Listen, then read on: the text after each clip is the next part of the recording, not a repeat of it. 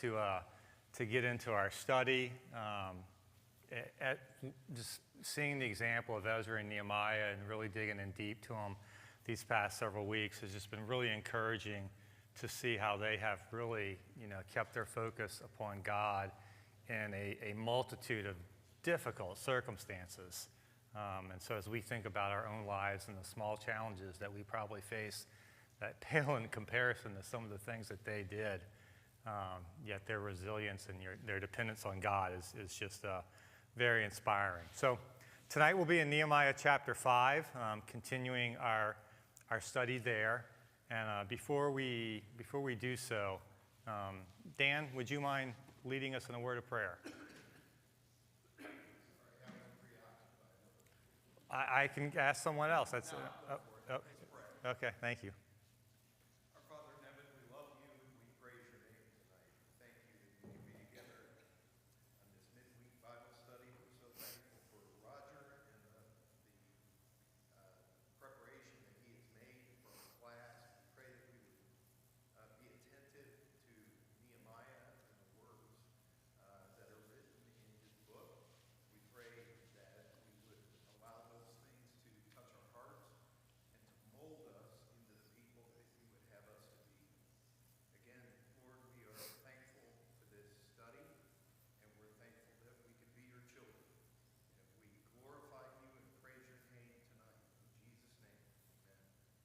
Amen. Thank you, Dan. I appreciate that. So, Nehemiah chapter 5. So far, if we kind of recapped where we're at, right? So Nehemiah was, he was in Persia, in Susa, in the citadel, kind of the winter palace of Artaxerxes. And he got news from his brother and others that had traveled from Jerusalem and gave him the lay of the land as to the events that were happening in Jerusalem. And he was very touched to the heart in regards to what the struggles were that was going on with his brother, and wanted to be a part of the solution to the problem, and prayed in effect to God that he could be a part of that solution.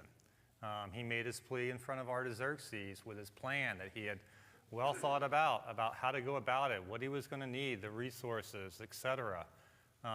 Gave a commitment of time that I will come back and report on these. Very thoughtful, a span of about 4 months that he had spent doing that. He traveled to Jerusalem, spent some time, about 3 days, kind of surveying at night the tasks that fell before everyone there, and then basically unveiled his plan to everybody as this is what we are going to do, so that we are no longer a reproach to the nations that are around us. We're not the type of light that we should be in upholding, God and his name that should dwell within Jerusalem. And we saw in chapter 3 that you had a broad spectrum of people that joined in with this work. They all with one voice, unanimous together, regardless of where they were, whether they were a high priest or a merchant or someone probably lowly in the field. It made no difference. They all joined together with a unity of mind, a mind to work, a common goal that they set themselves upon. And then we saw in chapter 4, right, last class that we studied, that as with anything in life, there's going to be obstacles and challenges that get put into your way. You can have the most perfect vision as to where you want to go and be tunnel vision and focus solely on that, yet there are going to be things that get thrown at you along the way that try to derail you. That's just a fact of life, and we saw that. We did learn, though, that the result that we saw in chapter 3 and 4 was really that the key takeaway was that there was no opposition to the work of God that couldn't be overcome by reliance upon God and obedience by his people. You can always make excuses. There would be plenty of opportunities for excuses, but there was no opposition that couldn't be dealt with if you didn't rely on God and if you were willing to be obedient. And he had others on the outside who were jeering at them. They had those that were seeking to infiltrate them as spies. They had those that were planning just attacks on them to derail their entire desire to continue to erect that. But what we saw last week was there was a problem or an obstacle. There was a focus upon God, a prayer, a redirection to Him, and then there was action that took place. And in chapter 5 tonight, we're going to see that same cycle repeat itself. We're going to see it's a different type of challenge and obstacle that's brought before them. But nonetheless, that gets brought. We see them again, focus upon God, draw their attention to God, and then we see action. So it's a repetitive theme that we're seeing here. So let's look at chapter 5. We'll look at the first 5 verses as we start our conversation this evening. Verse 1, now there arose a great outcry of the people and of their wives against their Jewish brothers. For there were those who said, with our sons and our daughters we are many, so let us get grain that we may eat and keep alive. And there were also those who said, we are mortgaging our fields, our vineyards, our houses to get grain because of the famine. And there were those who said, we have borrowed money for the king's tax on our fields and our vineyards. Now our flesh is as the flesh of our brothers, our children as their children, yet we are forcing our sons and our daughters to be slaves, and some of our daughters have already been enslaved, but it is not in our power to help it, for other men have our fields and our vineyards. What's the issue that's being faced now? And I guess I'll start off with this little caveat here in case this question comes up. It's a little bit of interest as to exactly what the timestamp of chapter 5 is, because you'll see in the later section, as you studied and you read, it talks about Nehemiah and a period of 12 years that he was governed. He's speaking over that whole breadth of time. And that's obviously been inserted into where they're at now. The question is kind of these first 13 verses. Did this happen to occur during that very first year as they were building? Likely so. Was it in the early periods? Did it take a later? Was Nehemiah governor at this time? Had he already gone back and returned? And those things we just don't quite fully have an answer to as to the timeline of that occurs. So we ran into that a little bit back in Ezra, if you recall, I believe it was chapter 4, the little issue as to like when there appears to be a little time change to where it's not necessarily chronological, it's maybe more topical at this point, and that's kind of why it's inserted. Anyway, okay, little sidebar there. So what's going on?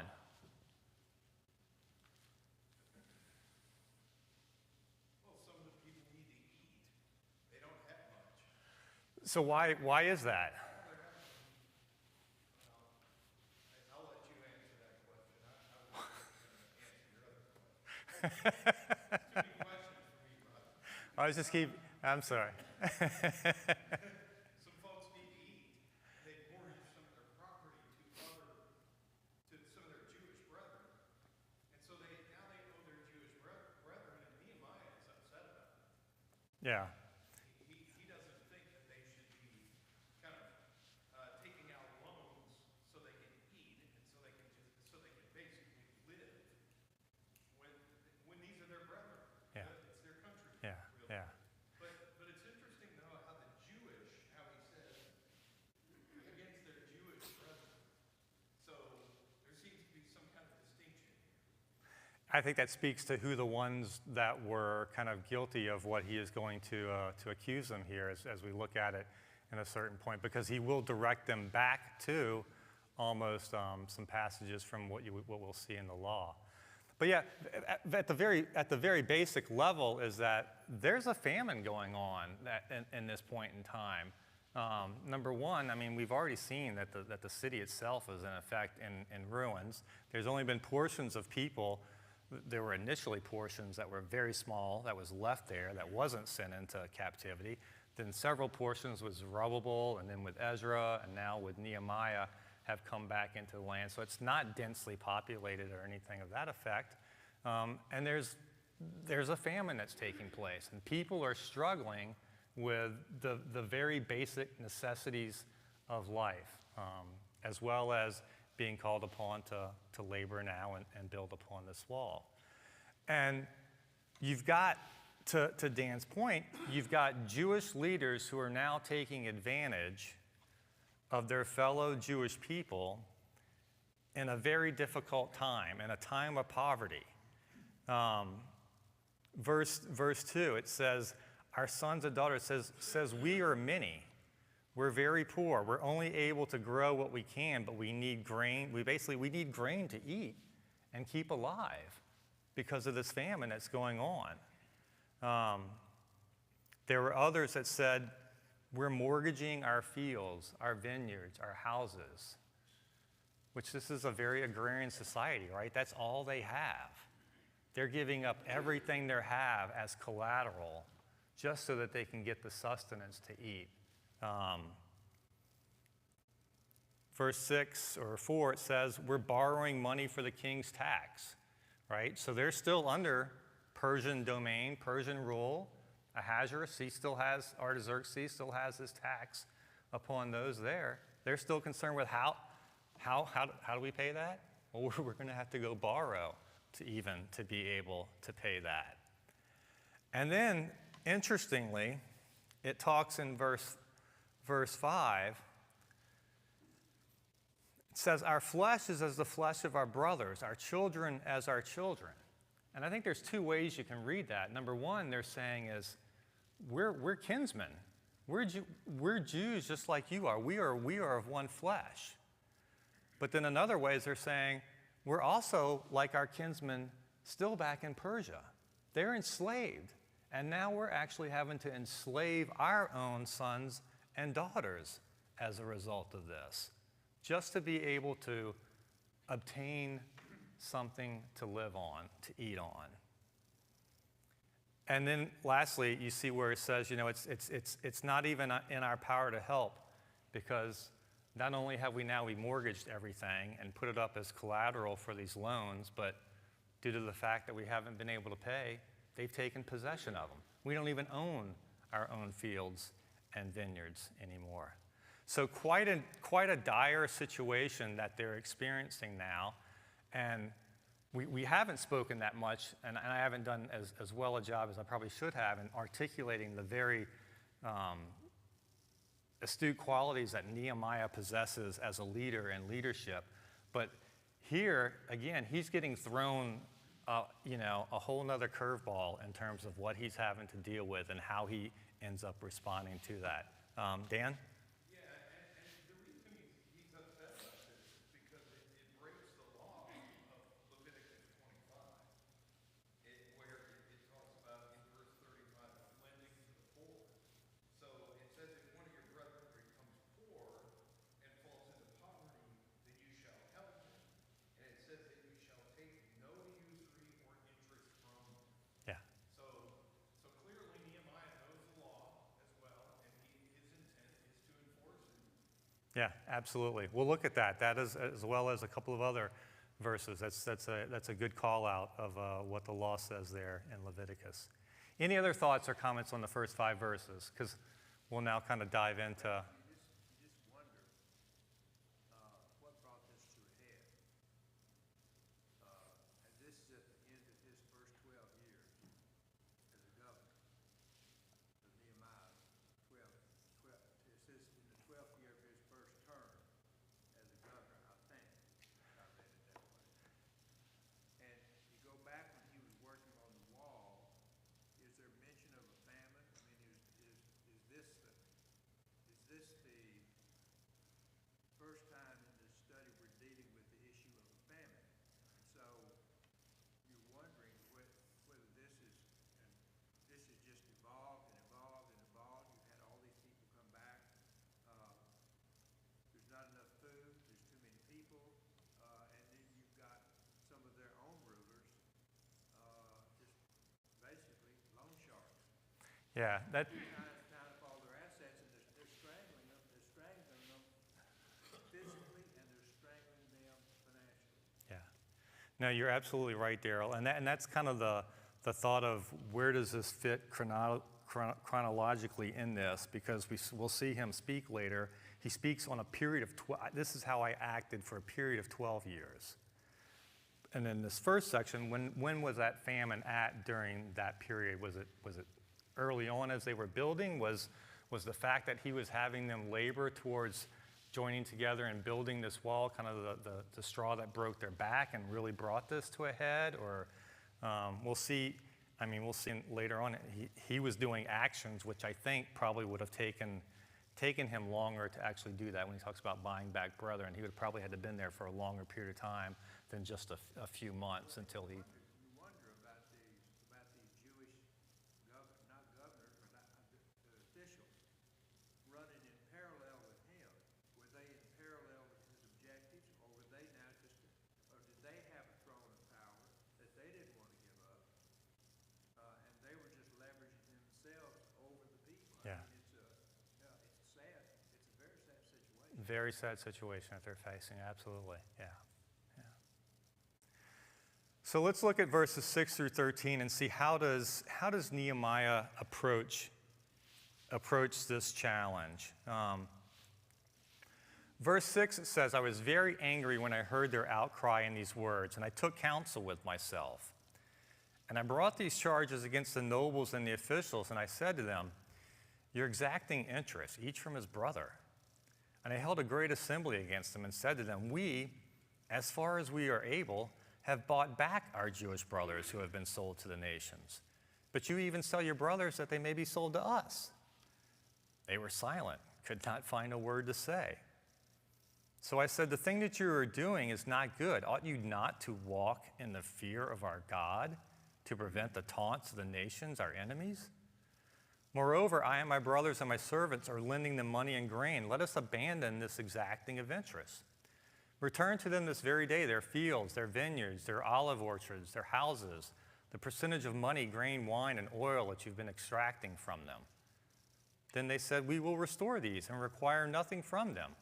We will do as you say.' And I called the priests and made them swear to do as they had promised.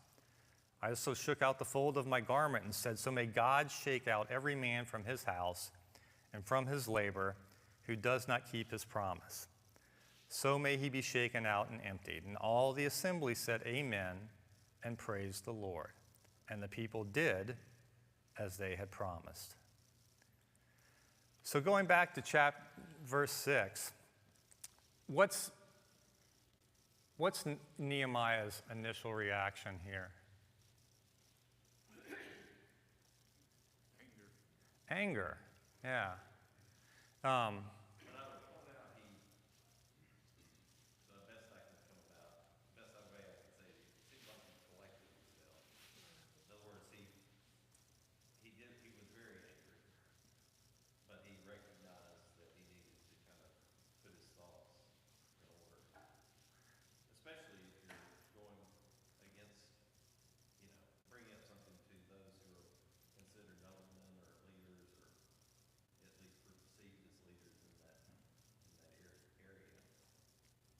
That's a great comment. Yeah, he seemed to, says, yeah, right, what does it mean when it says he took counsel with himself, right? There's that element of pause.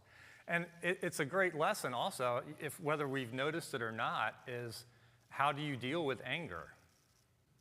Anger at times is a natural reaction, but how is it dealt with? How did we see Sanballat and Tobiah? I mean, we just looked at that back in the previous chapter. How did they respond when they got angry?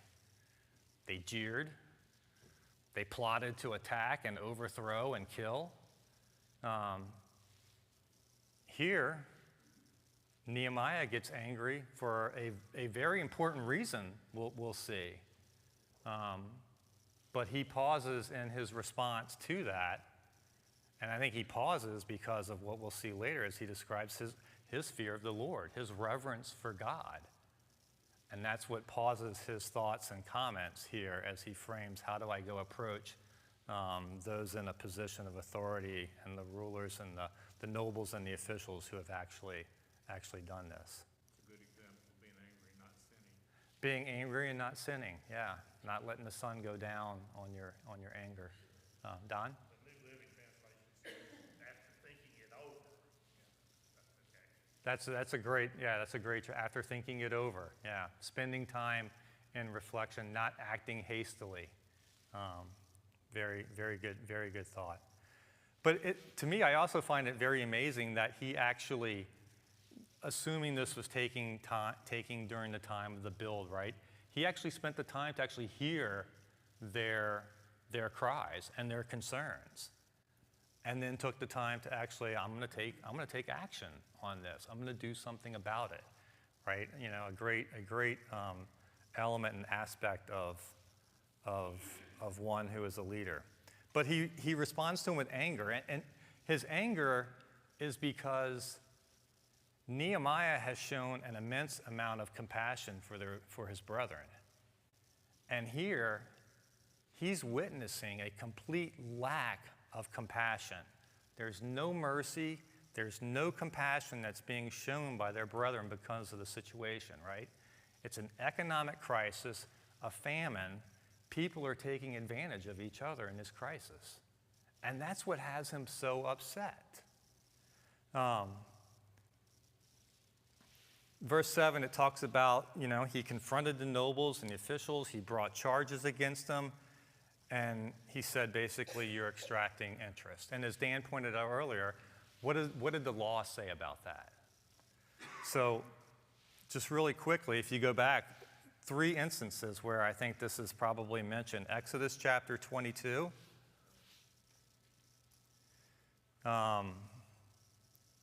Verse 25 through 27 there says, if you lend money to any of my people with you who is poor, you shall not be like a money lender to him, and you shall not exact interest from him. If you ever take your neighbor's cloak and pledge, you shall return it to him before the sun goes down, for that is his only covering, and it is a cloak for his body, and what else shall he sleep? And if he cries to me, I will hear, for I am compassionate. They were not being compassionate. They were taking everything that was being offered as collateral, because people were mortgaging for mere food. Deuteronomy, another passage. Well, Leviticus 25 first. I guess we'll take them in kind of order as they appear. Leviticus 25, Dan had mentioned this in verses 35 through 40 of that chapter. If your brother becomes poor and cannot maintain himself with you, you shall support him as though he were a stranger and a sojourner, and he shall live with you. Take no interest from him or profit, but fear your God. Interesting choice of words there relative to what we see in Nehemiah. But fear your God, that your brother may live beside you. You shall not lend him your money at interest, nor give him your food for profit. I am the Lord your God, who brought you out of the land of Egypt to give you the land of Canaan and to be your God. And then lastly, Deuteronomy chapter 23. Verses 19 and 20 there. Says, you shall not charge interest on loans to your brother, interest on money, interest on food, interest on anything that is lent for interest. You may charge a foreigner interest, but you may not charge your brother interest. The Lord your God may bless you in all that you undertake in the land that you are entering to take possession of it. So when you think of all 3 of these passages, what are all of these passages getting at their heart? Was it that you can't go into business with your brother and you can't extend a loan to your brother? Was that the intent of it? One element is just as God has cared for you, care for your brother. You care for your brother when they're in a time of need. Exactly. When somebody comes to you and they're in need, they don't have money, they're desperate, it's not an opportunity to take advantage or to say, some good fortune has really fallen my way, and my ability now to expand the well-being of my family, that's not the mindset. Rather, you need to lead with your heart, and how can I be a help to my brethren in a time such as this, when they don't have the ability to even provide for themselves.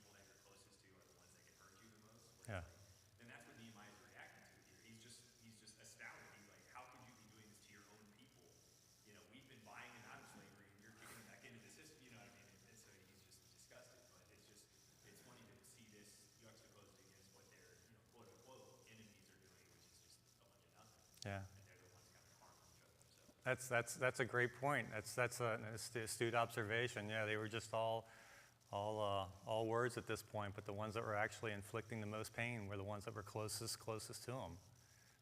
Dan.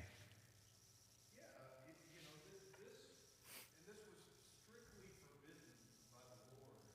And it's very likely, I mean, I think I've got a lot of thoughts here. Let me start with this.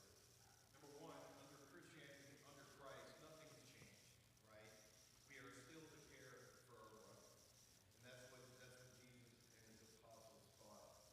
But you see, even today, in a very somewhat civilized world, there's a lot of countries that still practice this and enslave their own neighbors, even their own family members, and force them into hard labor because they need to eat.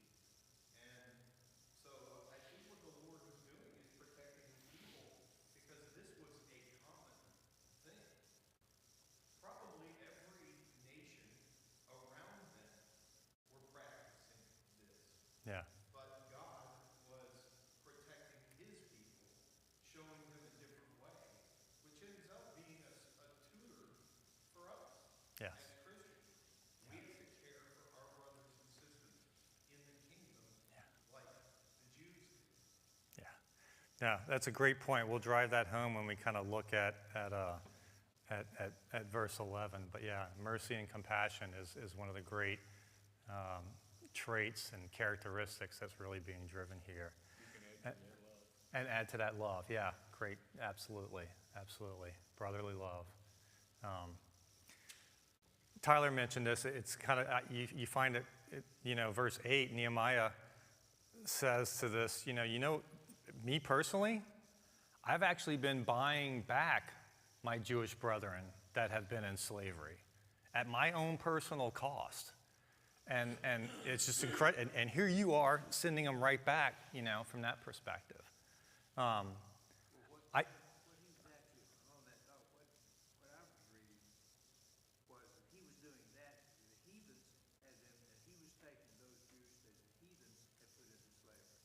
But then the Jews were selling their slaves to the heathens, and he's buying the slaves from the heathens, and so he is also redeeming them. Yeah, no. Double. Right, yeah, absolutely. Yeah, a great personal cross.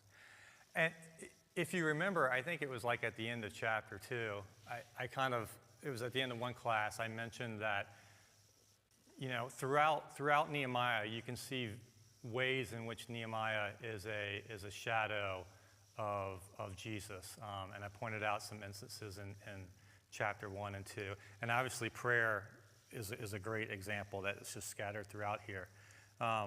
But I was really struck by this passage here where you see Nehemiah redeeming ones out of slavery at a great personal cost, which is in effect what Jesus has done for us, redeemed us out of the bondage of sin at great personal cost. Verse 9, he talks about walking in the fear of our God, which is kind of his driving motivation for everything that we do. We know that, Psalms tells us, right, the fear of the Lord is the beginning of wisdom. And obviously Nehemiah has a great deal of wisdom that he's actually executing here and how he deals with all of these various problems and difficulties that face us. In verse 8, Yes. verse 7, the last phrase kind of said to me that this is a delicate situation. He called a general assembly, and both those that are being aggrieved, those that are aggrieved, and those that are causing their grief are in the same assembly. Yeah. And he is heading that assembly up. So that's a tough task that he took straight on. A very tough task, a very challenging crowd that he's facing, which makes me all amazed when we see what the response is, right?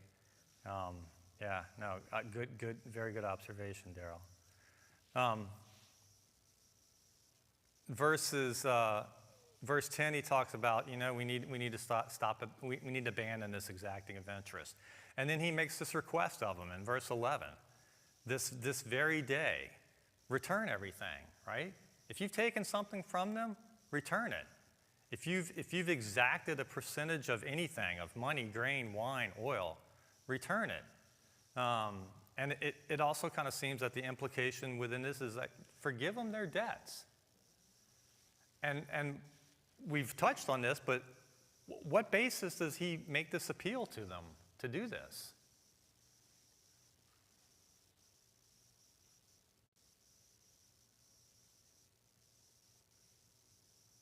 I mean,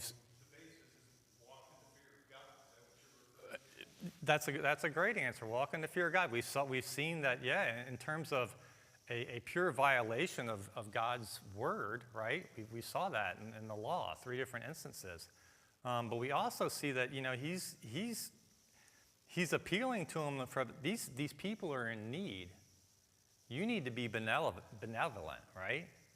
View this as an opportunity to be of help rather than looking out for yourself.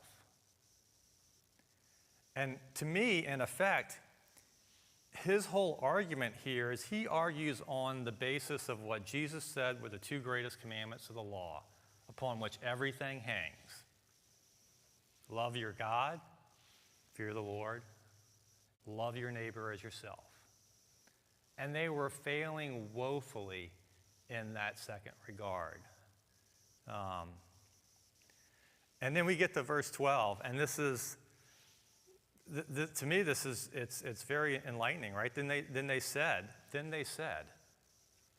we will restore these and require nothing from them. We will do as you say. I mean, there doesn't appear to be any, argument on their part. It's immediate. There's no excuses as, well, they got themselves in this position. It's not my fault for, just doing what was maybe a normal course of business or anything like that. But no. And he brings them before the priest, it says, right? And I called the priests and made them swear to do as they had promised. He made them take an oath, which is exactly, if you recall, that's what Ezra did back in chapter 10 when they were having the conversations about having to deal with the wives and the children of the foreign lands that were in there and putting them away. And they all agreed to do so. And he, before the priests, they took an oath back in Ezra 10 in verse 5. And then in verse 13, he shakes out his garments. And, what's the imagery that he's basically portraying here?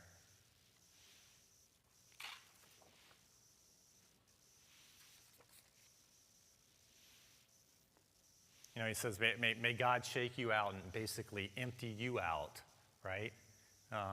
If you default on your oath that you've made today. Apparently, I read they could take their long clothing, they could bunch it up in their belt, and that kind of served as their pocket for the day, whereas today we actually have pockets in our pants. And so if they were carrying things, they could put it there. And so he just, pulled it out, and whatever was there kind of fell down. So that was kind of the idea of that, If you go back on your oath, may you be shaken out as well. And the response of the people, amen, they praised the Lord, and they did as they had promised. And it's a pattern that we've seen throughout Ezra and Nehemiah. They've made mistakes, right? Made what we would consider very egregious, huge mistakes. But each and every time when they were made aware of what their mistake was, they amended their ways. From that perspective, wonderful example for us to follow. And it's quite a contrast. You think about it, it's a little bit of a contrast to how they have reacted in a post-exile period. How did most of Judea and Israel respond to the prophets pre-exile?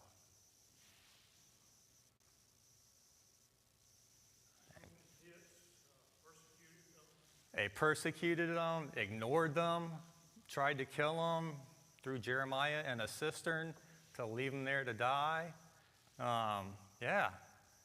Just didn't have anything to do with what they were being instructed and told.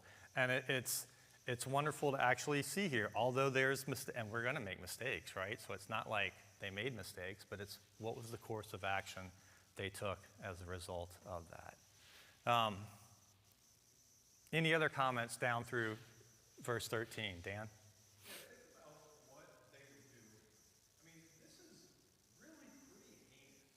I mean, imagine a little hardship coming along, and because of that, I charge you your vineyard or your olive grove, which is the way you make a living. From now on, for the rest of your life, you will never be able to make a living. You will always be indebted to me. Mm-hmm. For a person of God to do that to another person of God is unthinkable. And that's what they were doing here. I mean, look what they were returning: their vineyards, their olive groves, their houses. These people have nothing left. Right. They'll never get out of this. Right. No. They'll never get out of underneath this usury. So I can see why Nehemiah was angry about it. Yeah. It's not hard to put two and two together there. It's just a complete and utter lack of compassion. Well,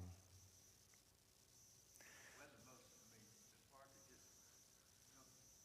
all that is there, but selling their children. Putting their children into bondage, to get enough to be able to purchase then, the means to live and eat on a daily basis. Yeah.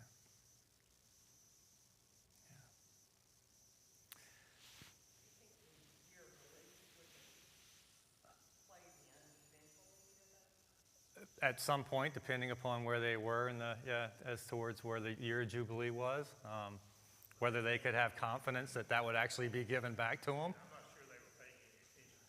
Yeah, probably not. Yeah, no. Verses 14, to make sure we kind of get through the balance of good conversation here of chapter 5. So verses 14 to 19, we kind of had like this big reveal again, right? So at the beginning of chapter 1, you had Nehemiah getting the information, this great prayer, and then he was like, oh, by the way, I'm the cupbearer, you know? And here we've gotten all the way into this point, and it's kind of like another little big reveal. Oh, by the way, I was the governor for 12 years, right? Because he went in the 20th year of Artaxerxes, and it says he was actually a governor from the 20th to the 32nd year of Artaxerxes. And it talks about, you think if there was ever a point where someone could say, well, you need to do this because of who I am and the position that I'm in, you never see that come forth from Nehemiah's mouth at any point in time. And he did everything that was required of him in terms of a governor, right? He had over 150 at his table, Jews and officials, that was probably it, but he paid for everything out of his own. He never took what is described here as the governor's provisions, the 40 shekels of silver, the daily ration that he should be able to burden the people with. Never once did he require that of them. And he prepared what he said, at each day 1 ox, 6 choice sheep. Yet I never did demand the food allowance of the governor because the service was too heavy on this people. He had compassion for those around him, as opposed to what we read about his fellow brethren in the first 13 chapters. And he says, remember for my good, oh my God, all that I have done for this people. So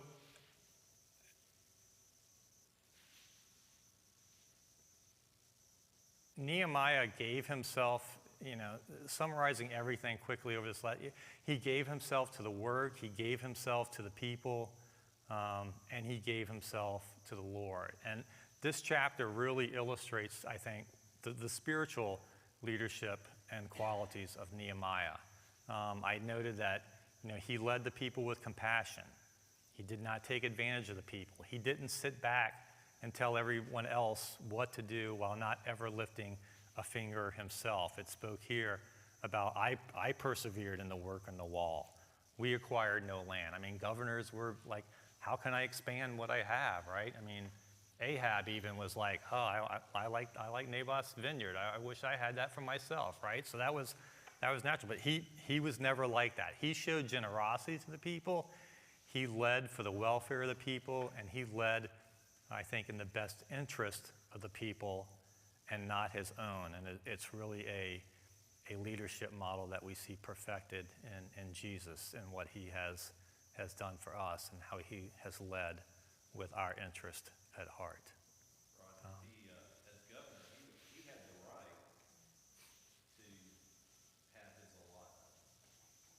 He had the right to dictate in certain areas that were just by virtue of his position. And it's because of his fear in the Lord. It comes back to even what he said at the end, remember what I've done for the people. Yeah. Fear of the Lord. We keep seeing this same theme. He's driven through the prism of looking at it from the standpoint it's not about me, it's about fear of the Lord and doing what God would have him to do. Yeah. In spite of, all the perils and challenges that were in this area through the 12 years. Great comment, great summation. All right, thank y'all very much. Good class. Chapter